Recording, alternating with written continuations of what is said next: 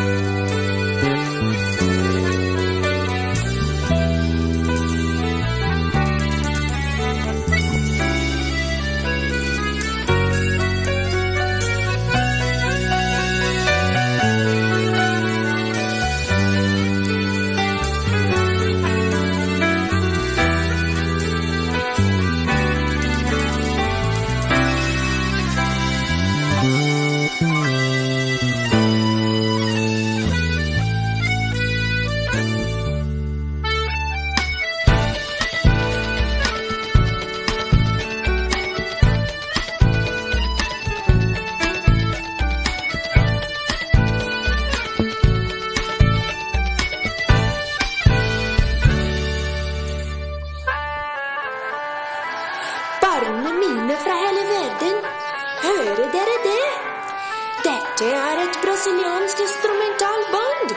Det er ingen synger som synger.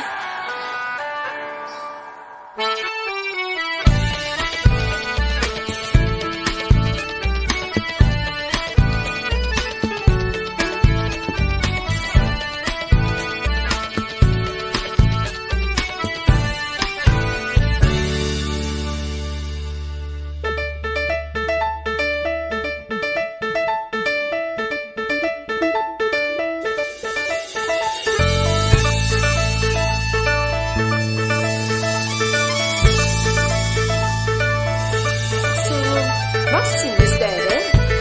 Var det godt? Ja, den var musikken Marcelas. Henne faren gjør musikken når hun var veldig liten. Og det var